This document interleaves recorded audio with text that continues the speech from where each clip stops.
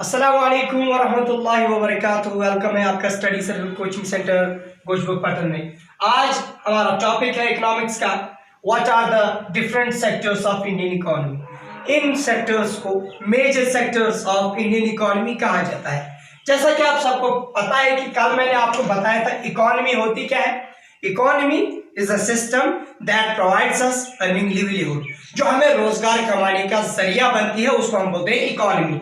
Economy में economic activities होती है, production, consumption, distribution and goods and services, इसको हम बोलते हैं इकोनॉमिक एक्टिविटी। तो आज हम पढ़ने वाले हैं sectors. First sector is primary sector, another is secondary sector and another is tertiary sector.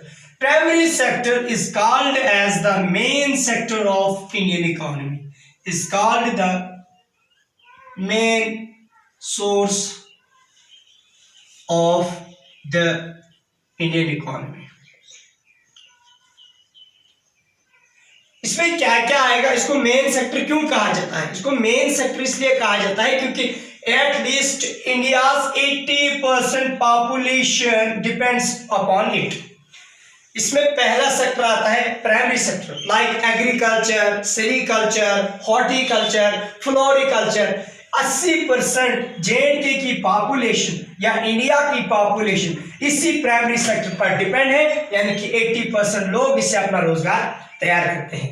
दूसरा है सेकेंडरी सेक्टर। सेकेंडरी सेक्टर को आप क्या समझते हैं? This is also called as the main sector of Indian economy, also called as the main sector of Indian economy, main sector of Indian economy। Economy का दूसरा जरिया ये भी है, सेकेंडरी सेक्टर भी है।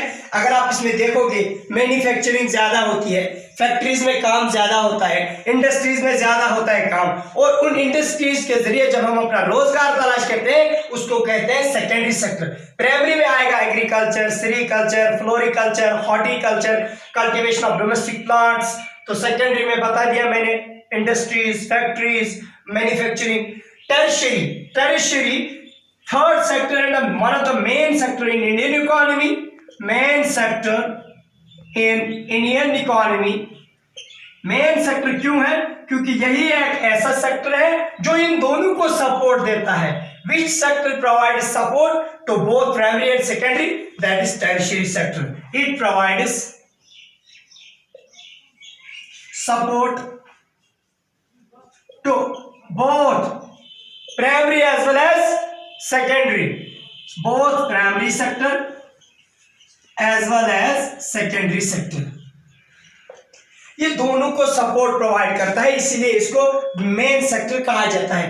ऐसे एग्रीकल्चर है, मैंने आपको बताया, cultivation of domestic plants. Floriculture है, हम फ्लावर्स को बोते हैं, उनको लगाते हैं, फिर उनकी कल्टीवेशन करते हैं, उनको फिर बेचते हैं मार्केट में। इसी तरह हमारे पास है sericulture, rearing and culturing of silk worms. इसी तरह है हमारे पास सेकेंडरी सेक्टर, इंडस्ट्रीज, फैक्ट्रीज, जो भी चीजें वहां से बनती है हम उनको एक्सपोर्ट करके बाकी कंट्रीज में बेच देते हैं, जिसकी वजह से हमारा अर्निंग का जरिया बन जाता है।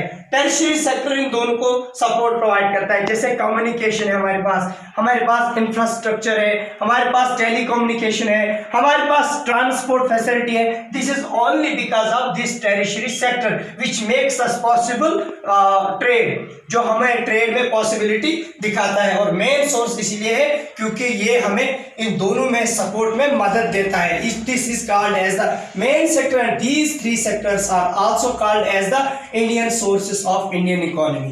Got it? यहाँ तक कोई कंफ्यूजन? और उम्मीद है कि आपको यहाँ तक समझ आया होगा। हम मिलते हैं अगले वीडियो में, तब तक के लिए आप दीजिए मिस्टर सर को इजाजत। आप लोगों को इस बात से वाकिफ है कि कल हमने इसके जो 2 टॉपिक्स पढ़े थे वो सिर्फ हमने बुक रिलेटेड पढ़े थे, लेकिन ये जो है ये बुक रिलेटेड नहीं है, ये एडिशनल क्वेश्चंस हैं, ये आपके एग्जाम में पूछे जा सकते हैं। दीजिए मिस्टर यूनिक सर को इजाजत। अस्सलाम वालेकुम व रहमतुल्लाह।